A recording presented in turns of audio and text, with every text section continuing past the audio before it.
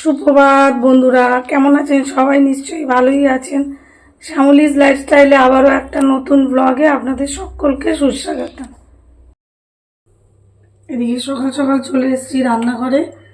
এই যে ভাত বসিয়ে দিয়েছি, আর এদিকে করব সকালের জন্য ডিম আলুর তরকারি।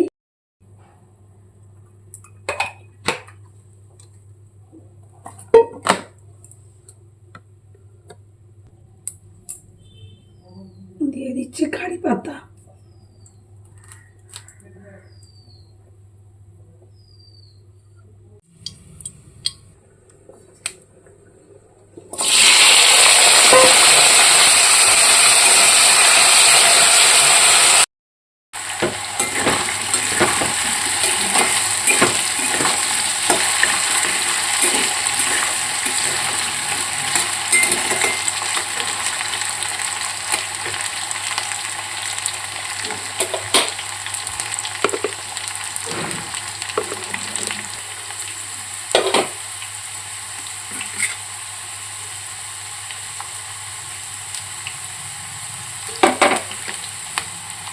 পেঁয়াজ আর টমেটো কেটে রেখেছি, দিয়ে দিলাম।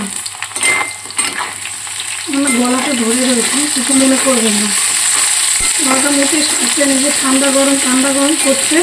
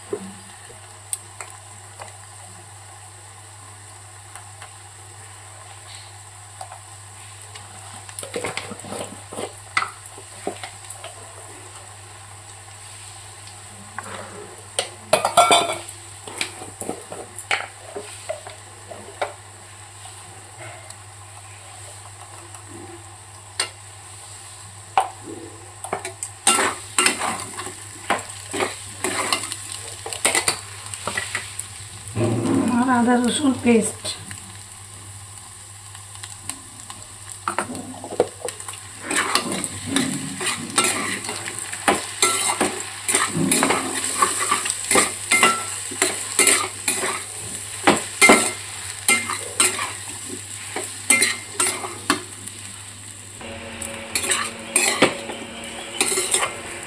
এদিকে তরকারিটা ভালো করে কষিয়ে নিয়েছি, দিয়ে দেব জল।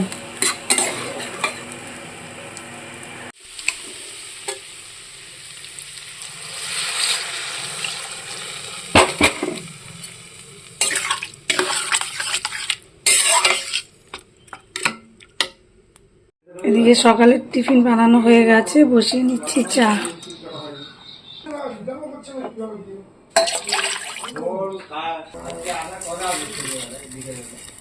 চলুন বলে দিই কি কি টিফিন বানালাম। এই যে রাতে আমন্ড বাদাম ভিজিয়ে রেখেছিলাম, এইটা দেবো টিফিনে সবাইকে, ওই 4টে করে।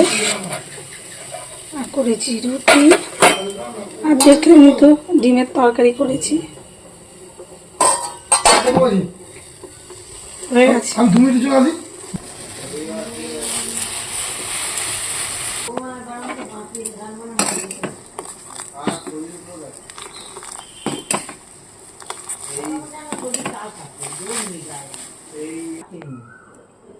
এদিকে চলুন দেখাই, কাল রাত্রিবেলা দই বসিয়েছিলাম। এই যে এই হচ্ছে দই বসেছে, এই দেখুন, ভালোই হয়েছে। দেখা যাক কতটা টাইট হয়েছে। এই দেখুন, এই যে মোটামুটি ভালোই হয়েছে। আমি প্রথমবার এটা 2-3 বার করেছি, তবে এই কাছের জায়গায় ফার্স্ট করলাম, দেখছি ভালোই হয়েছে। যাই হোক, এটা দইয়ের ঘোল করবো বলে বার করছি, আর ওই ছেলেরা দইয়ের ঘোল বানিয়ে খাবে, ওই জন্যই। তো দেখলাম ভালোই হয়েছে, খারাপ না। করতে করতে আরও ভালো হবে, হাল ছাড়লে হবে না, তাই না? এদিকে সকালের খাবার দাওয়া সব কমপ্লিট। আবার চলে এসেছি রান্নাঘরে। সকালে তো ভাত হয়ে গিয়েছিল, এখন আবার ডাল তরকারিগুলো করতে এসেছি।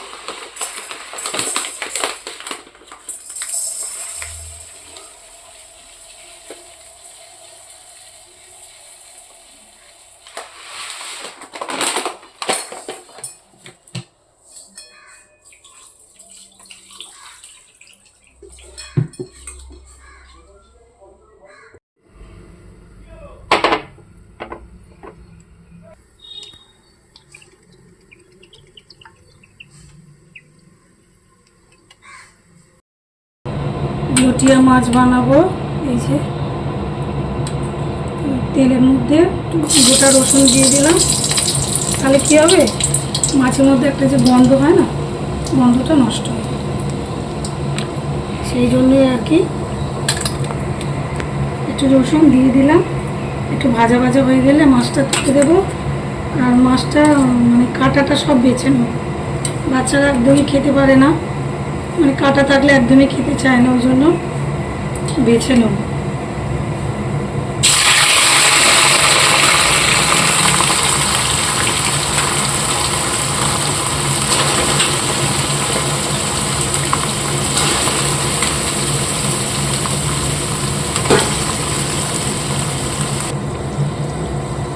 দিয়ে দেবো লবণ, এতটা দেবো না, বেশি হয়ে যাবে।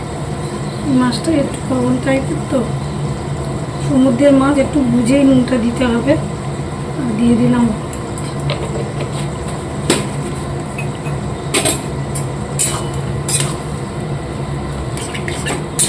এটা একটু সিদ্ধ হয়ে গেলে এই কাঁটাটা বার করে নেব।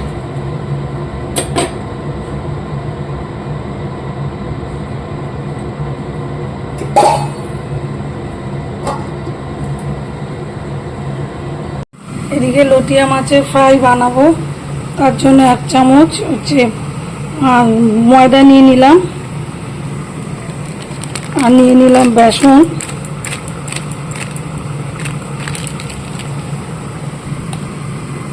আদা রসুন পেস্ট, লবণ, হলুদ। এদিকে মাছটার মধ্যে একটু লবণ মাখিয়ে নেব, আর দিয়ে দেবো হলুদ,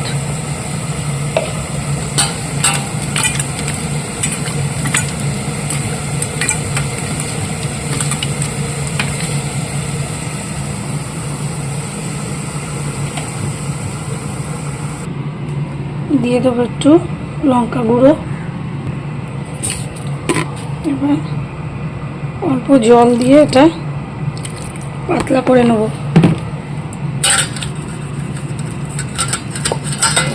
একটু কাদা কাদা টাইপ থাকবে, আর একটু জল দিতে হবে। ওসব মাছের মধ্যে তো একটু জল ছেড়েছে, ওটাতেই হয়ে যাবে, পরে বুঝে জল দেব।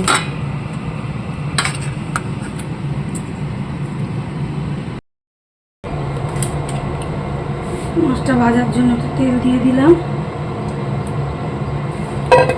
তেলটা গরম হোক। আর এটা অনেকটা ফাটিয়ে নিয়েছি, এরকম করে ফেটিয়ে নিতে হবে, ভালো করে ফেটিয়ে নিয়ে, যত ফেটানো হবে ফোলা ফোলা হবে আর কি। এতে ডিমও দেওয়া যায়, আমি দিলাম না আজকে, আর আমি নাহলে অন্য সময় আগে আপনাদের করে দেখিয়েছি ডিম দিয়েছি। তো এবার এই মাছগুলো দিয়ে দিলাম,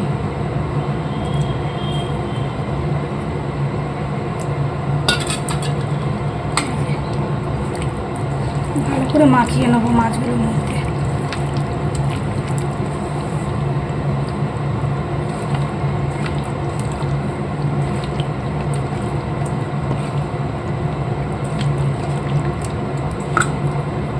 আর একটু এর মধ্যে বেসন আর ময়দা দিতে হবে, কারণ কোটটা মানে গায়ে লেয়ারটা খুব কমই হয়েছে, আর একটু দিতে হবে।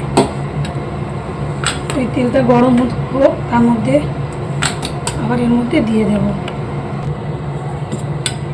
যে বেসন আর এই যে একটু ময়দা দিয়ে দিয়েছি। এবার আবার এটাকে ভালো করে মেখে নেব।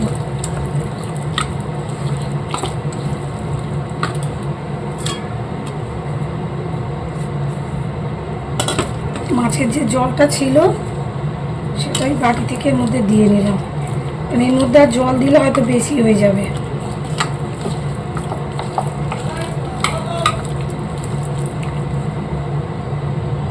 এদিকে তেলটা তো গরম হয়েই গেছে, আর মাছগুলোকে এবার দিয়ে দেবো।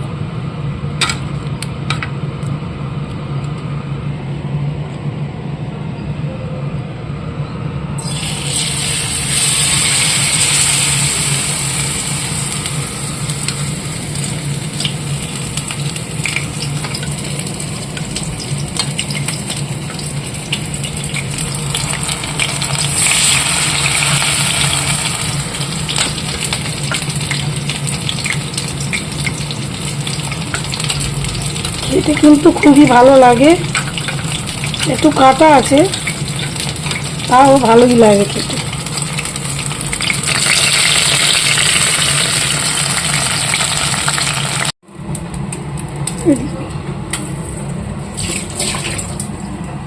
এই যে মাছের বড়াগুলো আমার হয়ে গেছে, আর এই মাছের কাঁটাগুলো সব বেছে নিয়েছি। এই যে কাঁটাগুলো সব বেছে নিয়েছি। এবার তেল গরম হয়ে গেছে, আলু, টমেটো, পেঁয়াজ, কাঁচা লঙ্কা,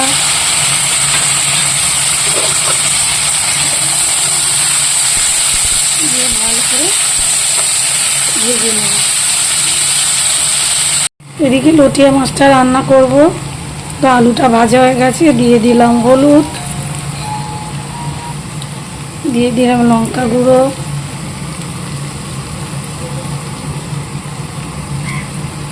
দিয়ে দেবো লবণ, দিয়ে দেবো আদা রসুন পেস্ট,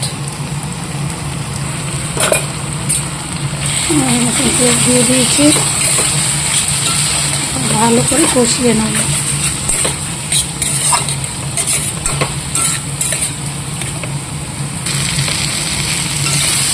এদিকে মশলাটা ভালো করে কষিয়ে নিয়েছি, এবার মাছগুলো দিয়ে দেবো।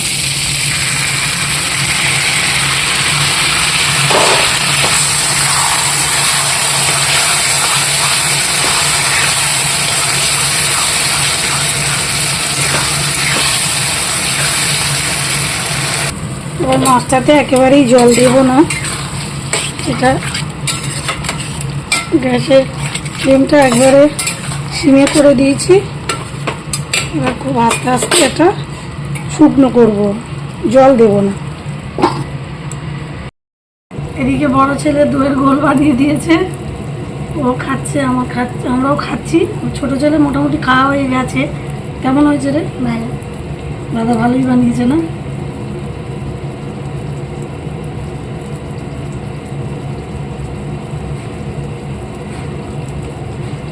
চলুন এটা খেয়ে নিই, এই দিকটা মাছটা একটু বাকি আছে। তো চলুন বন্ধুরা বলে দিই যে দুপুরে লাঞ্চের জন্য অবশেষে কি হলো। এই যে ডাল আর মাছের পকোড়া অর্ধেক খাওয়া হয়ে গেছে, আর আছে ইলিশ মাছের টক, আর এই হচ্ছে লটিয়া মাছের ঝুড়ো। তো আর ব্লগটা বড় করব না, তো tata bye bye, see you again. আবার দেখা হবে নেক্সট ব্লগে, টাটা।